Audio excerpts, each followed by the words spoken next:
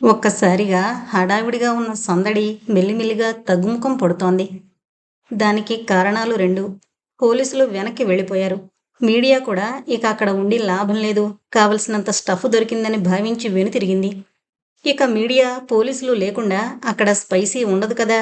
అదీ కాకుండా చీకటి పడిందంటే అక్కడ ఏమవుతుందో, ఎవరి భయాలు, జనం మనస్తత్వాలు చిత్రంగా అనిపిస్తాయి. జనమంతా వెళ్ళిపోయారని నిర్ధారించుకున్నాక డార్క్ ఎవెన్యూ సమీపంలో ఉన్న ఒక పొదచాటు నుంచి బయటకొచ్చారు భార్గవి, సమీర్లు. అప్పటి వరకు అక్కడ జరుగుతున్న తతంగాన్ని చూస్తూనే ఉన్నారు. మెల్లిగా డార్క్ ఎవెన్యూ వైపు కదిలారు. భార్గవి, సమీర్ ఇద్దరు ఒకరి మొహాలొకరు చూసుకుని మెల్లగా తలుపు మీద శబ్దం చేశారు. లోపల నుంచి ఎటువంటి అలికిడి లేదు. మరోసారి తలుపు తట్టారు. అప్పుడప్పుడే చీకటి పడుతోంది. అప్పటికే ఆ కాలనీలో జనసంచారం లేదు. ఆ ప్రాంతంలో ఉండేవాళ్ళు కొందరు ఇల్లమ్ముకుని వెళ్ళిపోయారు. డార్క్ ఎవెన్యూ ఇల్లు కాస్త డార్క్ ఎవెన్యూ కాలనీగా మారిపోయింది. ఆ ప్రాంతం గురించి అప్పుడే కథలు ప్రచారంలోకొచ్చాయి. చాలా సంవత్సరాల కిందట చాలామంది తమ ఇళ్ల ముందు తలుపుల మీద ఓ స్త్రీ రేపురా అని రాసేవారు. దెయ్యం ఇంట్లోకి రాకుండా అలా రాసేవారు. మాస్ హిస్టీరియా పూనకం రాగానే మిగతా వాళ్ళు ఆ ట్రాన్స్లోకి వెళ్ళిపోతారు. మనుషుల్లోని బలహీనతలు కూడా దీని ప్రభావానికి గురిచేస్తాయి. భార్గవి సమీర్ వంక చూసింది, ఏం చేద్దాం అన్నట్టు. సమీర్ అలా ఆలోచిస్తుండగానే లోపల నుంచి అడుగుల శబ్దం మెల్లిగా తలుపు దగ్గరకు వస్తోంది. తలుపులు తీస్తోన్న శబ్దం. కిర్రుమనే చిన్న శబ్దంతో తలుపు కొద్దిగా తెరుచుకుంది. ఆ తలుపుకు సన్నటి గొళ్ళు ఉంది. తలుపు మొత్తం ఒకేసారి తెరుచుకోకుండా చేసిన ఏర్పాటది. కొద్దిగా తెరిచిన తలుపు సందులో నుంచి బయటకు చూసింది చంద్రలేఖ. ఎవరు అంటూ. నేను చంద్ర, భార్గవిని మెల్లగా అంది తలుపు సందులో నుంచి చంద్రలేఖను చూసి. లోపల నుంచి చంద్రకళ గొంతు వినిపిస్తోంది. వారు నాన్నొచ్చాడా? కాదు, 2 ఆత్మలొచ్చాయి. నాన్న వాళ్ళతో ఏదో చెప్పి పంపించాడట. నేను ఆత్మలతో మాట్లాడొస్తాను, మీరు బయటికి రాకండి. చంద్రలేఖ గొంతు. మనం తొందరగా చచ్చి నాన్న దగ్గరికి వెళ్ళిపోదాం. చంద్రప్రభ గొంతది. సరే సరే, నేను ఈ ఆత్మలతో మాట్లాడొస్తాను. ఈలోగా ఎవరొచ్చి తలుపు తట్టినా తీయొద్దు. నిన్న ఓ పిల్లదయం వచ్చింది, తెగ అల్లరి చేసింది. బయటనుంచి తలుపు వేసుకుని వెళుతున్నా. లైట్స్ ఆఫ్ చేసుకుని నిమ్మకాయలు తల దగ్గర పెట్టుకుని పడుకోండి చెప్పి మెల్లగా బయటకొచ్చింది చంద్రలేఖ. డార్క్ ఎవెన్యూకు కోతవేటు దూరంలోకి వెళ్లారు. అక్కడక్కడ పొదలున్నాయి. అంతా నిర్మానుష్యంగా ఉంది. అక్కడ 3 నిలబడున్నారు. కాసేపు మౌనం అక్కడ రాజ్యం ఏలింది. చంద్రలేఖ మొహంలో అలసట కొట్టొచ్చినట్టు కనిపిస్తోంది. చంద్ర, ఏంటి ఇదంతా? అసలు ఏం జరుగుతోంది? నాకంతా కన్ఫ్యూజ్గా ఉంది. నువ్వేనా? ఎంత యాక్టివ్గా ఉండేదానివి, అలాంటి నువ్వు? బాధగా అంది భార్గవి. చూడండి చంద్రలేఖ గారు, నేను సిబిఐ నుంచి వచ్చాను. నన్ను మీరు నమ్మచ్చు. అసలు ఏం జరిగిందో క్లియర్గా చెప్పండి. మీరు ఈ చిక్కుముడి గురించి చెబితే తప్ప ఈ చిక్కుముడి ఎక్కడ బిగుసుకుందో మీకు కనిపెట్టలేం. చిక్కుముడి విప్పలేం. సమీర్ చెప్పాడు. తప్పకుండా చెబుతాను. మీ సహాయం కోరి మీకు మెయిల్ చేసిందాన్ని చెప్పకుండా ఉంటానా? కాకపోతే చాలా వండర్గా ఉంది మా మెయిల్కు మీరు రియాక్ట్ అవ్వడం. అభినందనపూర్వకంగా చెప్పింది చంద్రలేఖ. ప్లీజ్ అసలు ఏం జరిగిందో చెప్పండి అడిగాడు సమీర్. చంద్రలేఖ చెప్పడం మొదలుపెట్టింది. మేము హైదరాబాదుకు రావడానికి ముందు ఢిల్లీలో ఉండేవాళ్ళం. మా అమ్మా నాన్నలది లవ్ మ్యారేజ్. మా తాతయ్యకి పెళ్లి ఇష్టం లేదు. అందుకే అమ్మ నాన్నతో కలిసి లండన్ వెళ్ళింది. నాన్నకు అక్కడ వ్యాపారాలున్నాయి. నేను అక్కయ్య అక్కడే పుట్టాం. చాలా కాలం తర్వాత తాతయ్య నుంచి పిలుపొచ్చింది. నాన్న తన వ్యాపారాలను వదిలి రావడం కుదరక అక్కడే ఉండిపోయాడు. అమ్మ మమ్మల్ని తీసుకుని తాతయ్యను చూడ్డానికి వచ్చింది. మా తాతయ్యకు 100 కోట్ల ఆస్తులున్నాయి. ఆస్తులు ఎక్కడెక్కడున్నాయో కూడా తెలీదు. అన్నింటికన్నా ముఖ్యమైనది నిధి. ఒక్క క్షణం అక్కడ నిశ్శబ్దం. నిధి? భార్గవి ఆశ్చర్యంగా అంది. అవును భార్గవి, ఆ నిధి వజ్రాల ఆభరణాల రూపంలో ఉంది. వాటిని విలువ కట్టడం ఎవరి వల్ల కాదు అని తాతయ్య అమ్మతో చెబుతుండగా విన్నాను. అయితే ఆ నిధికి కాపలాగా కొన్ని శక్తులున్నాయని, వాటిని దాటుకుని వెళ్లడం అసాధ్యమని తాతయ్య చెప్పారు. అంతేకాదు, ఆ నిధిని వెలికి తీయకూడదని, అది అలాగే ఉండాలని తాతయ్య కోరిక. ఆ నిధి కోసం ప్రయత్నించిన వాళ్ళు చచ్చిపోతారని కూడా చెప్పాడు. ఆ విషయం అమ్మ నాన్నతో కూడా చెప్పింది. నాన్న ఇండియా వచ్చిన 13వ రోజు అదృశ్యమయ్యాడు. అతని దుస్తులు దొరికాయి, రక్తంతో తడిసిపోయి. తర్వాత మా మావయ్య చెప్పాడు, నాన్న ఆ నిధి కోసం ప్రయత్నించడం వల్లే చనిపోయాడని. అమ్మ నాన్న మరణంతో కుంగిపోయింది. అసలే అమ్మకు నమ్మకాలెక్కువ. అప్పుడే పిడుగుపాట్ల మరో వార్త మోసుకొచ్చాడు మావయ్య. లండన్లో ఉన్న మా ఆస్తులు అగ్ని ప్రమాదంలో ఆహుతయ్యాయి. అక్కయ్య పై అంతస్తు నుంచి కిందకు దూకి కొన ప్రాణంతో బతికింది. మా తాతయ్య కూడా అనూహ్యంగా చనిపోయాడు. ఈ పరిస్థితుల్లో దిక్కుతోచని స్థితిలో హైదరాబాద్ వచ్చాం. ఎవరికీ చెప్పకుండా, చివరికి మావయ్య కూడా చెప్పకుండా. చాలా కాలం క్రితం నాన్న అప్పుడెప్పుడో నగర శివార్లలో కొన్న స్థలంలో కట్టిన ఇల్లు. నేను క్రిమినాలజీ పూర్తి చేద్దామని ఢిల్లీలోనే మావయ్య కూడా తెలియకుండా హాస్టల్లో కొన్నాళ్ళు, భార్గవితో కలిసి కొన్నాళ్ళు ఉన్నాను. ఈలోగా అమ్మ అక్కయ్యల్లో విపరీతమైన మార్పులు. తమని ఎవరో చంపడానికి వస్తున్నారని. అంతకన్నా భయంకరంగా నమ్మలేని నిజం, నాన్న అమ్మకు కనిపించాడట. అమ్మకే కాదు, అక్కకు కూడా. అప్పుడే టీవీలో కూడా రకరకాల వార్తలు. మా ఇంటికి డార్క్ ఎవెన్యూ అన్న పేరు స్థిరపడింది. రాత్రి అయిందంటే మా ఇంటివైపు ఎవరూ రారు. దానికి తగ్గట్టు అమ్మ అక్కయ్య 24 గంటలు తలుపులు మూసుకునుంటారు. నాన్న ప్రయత్నించిన నిధి కాపలా కాసే దుష్టశక్తులు డార్క్ ఎవెన్యూలోకి ప్రవేశించాయని వాళ్ళ నమ్మకం. అన్నీ ప్రశ్నలే. నాన్నకు డబ్బు మీద మమకారం లేదు. అదే ఉంటే నాన్న అమ్మను ఆస్తిలో వాటా ఇమ్మని అడగమని చెప్పేవాడు. అందుకే ఎవరిని నమ్మాలో తెలియని పరిస్థితి. మామయ్య కూడా చెప్పకుండా రావడానికి కారణం అదే. తర్వాత మామయ్య మా కోసం వెతికిస్తున్నాడని తెలిసింది. అయినా మా గురించి మామయ్యకు తెలియనివ్వలేదు. ఈ పరిస్థితుల్లో నేను ఎందుకు హైదరాబాద్ వచ్చానో మీకు మెయిల్లో తెలియజేశాను. అమ్మను అక్కయ్యను బ్రతికించుకోవడానికి నేను కూడా పిచ్చిదానిలా ప్రవర్తించక తప్పడం లేదు. అక్కయ్య భయాన్ని, అమాయకత్వాన్ని ఆసరా చేసుకుని సిఐ దుర్జన్ కుమార్ అక్కయ్యను రేప్ చేశాడు. దెయ్యమే తనను రేప్ చేసింది అనే భ్రమలో ఉంది. ఎటూ మా కుటుంబం మీద ఆ నింద ఉంది కాబట్టి సిఐ తనకు అనుకూలంగా మార్చుకున్నాడు. అందుకే సిఐని టార్గెట్ చేసి అతడిని చంపేయాలనుకున్నాను. కానీ వహీద్ అనే ఒక మంచి మనిషి మాట మీద అతడిని వదిలేశాను. అయితే విచిత్రమైన విషయం ఏంటంటే నేను నాన్నను చూశాను అని ఆగింది చంద్రలేఖ. సమీర్, భార్గవి షాక్ అయ్యారు. చంద్రలేఖ చెప్పడం మొదలుపెట్టింది. మీరు నమ్మినా నమ్మకపోయినా కొన్ని అనూహ్యమైన సంఘటనలు జరిగాయి. అవి ఏంటంటే చెప్పడం కొనసాగించింది చంద్రలేఖ. చంద్రలేఖ కళ్ళు మూసుకుంది. మర్చిపోదామని ప్రయత్నించినా మరిచిపోనివ్వని అనుభవం. అది భయమో మరేదో తనకే తెలియడం లేదు. ఆ సంఘటన ఆమె కళ్ళ ముందు కనిపిస్తూనే ఉంది. ఆ రోజు రాత్రి సరిగ్గా 12 అవడానికి 13 నిమిషాల వ్యవధి ఉంది. 11:47. చంద్రప్రభ గోడకు ఓ మూల మోకాళ్ళ మధ్య తలపెట్టి భయంగా ముడుచుకుని కూర్చుంది. గోడ గడియారంలోని సెకన్ల ముళ్ళు తిరుగుతున్న శబ్దం కూడా వాళ్లకు భయంకరంగా వినిపిస్తోంది. అప్పుడప్పుడు చంద్రప్రభ కళ్ళు పైకెత్తి గోడ గడియారం వంక చూస్తోంది.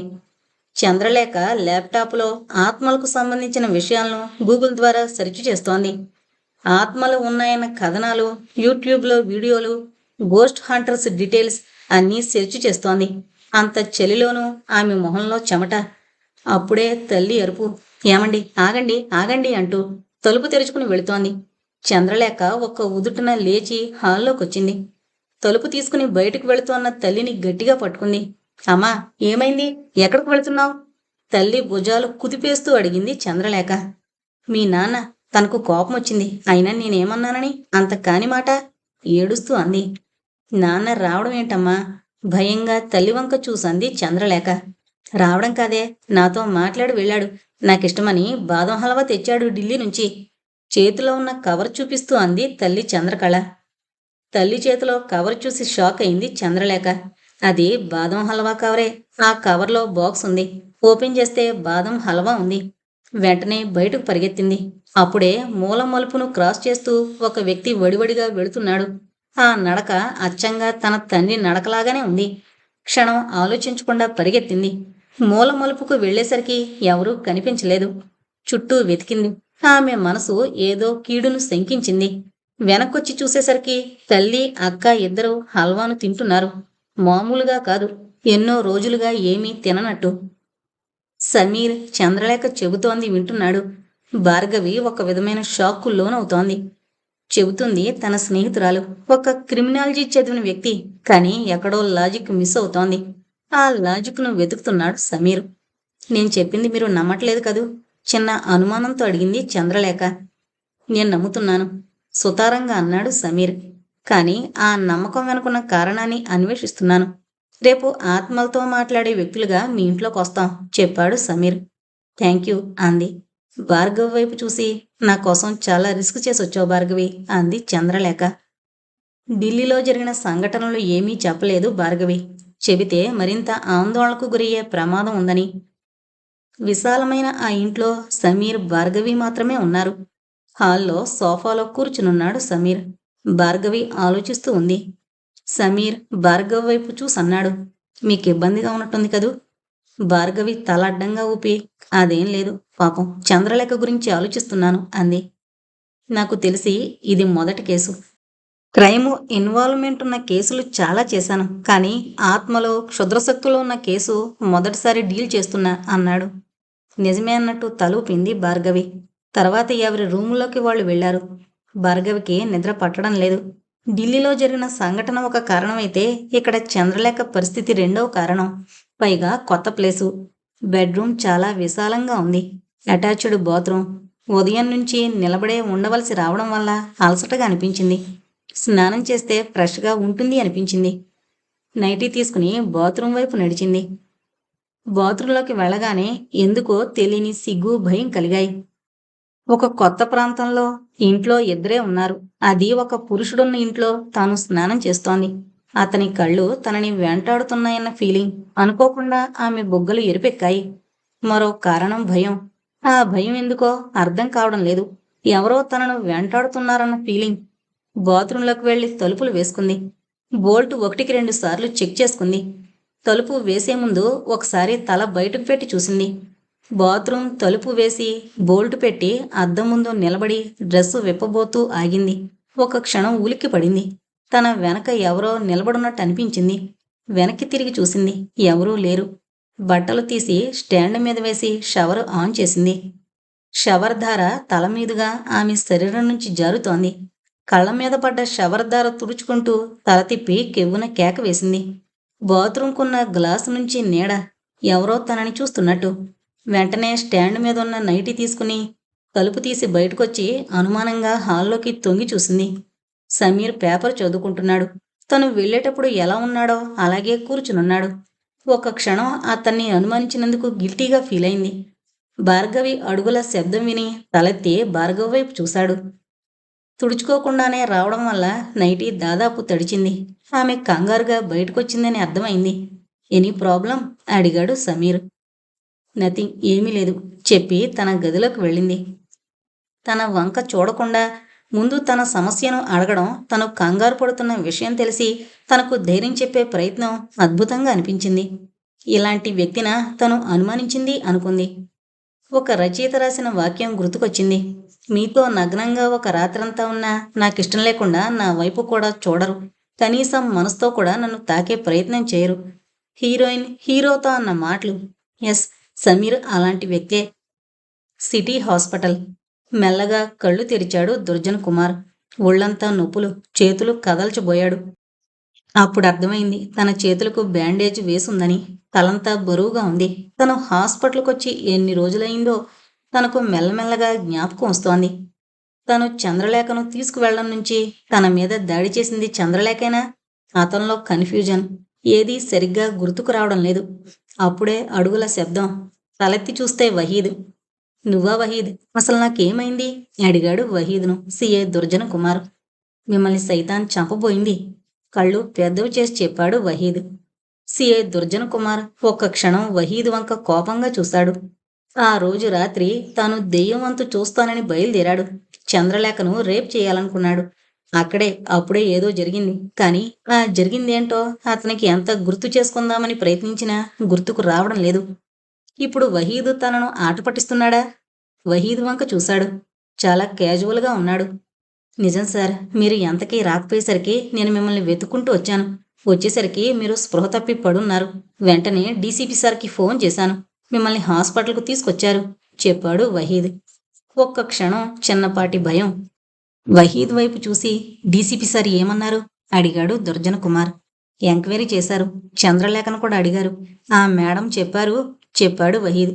ఏం చెప్పింది అనుమానంగా అడిగాడు దుర్జన్ కుమార్.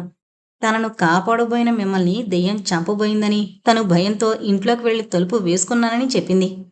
2 చేతులతో తల పట్టుకున్నాడు దుర్జన కుమార్. అసలు ఏం జరుగుతోంది? నిజంగా దెయ్యం అటాక్ చేసిందా? చంద్రలేఖ నాటకమాడుతోందా? ఒక పిచ్చిదానికి అన్ని తెలివితేటలు ఎక్కడుంటాయి?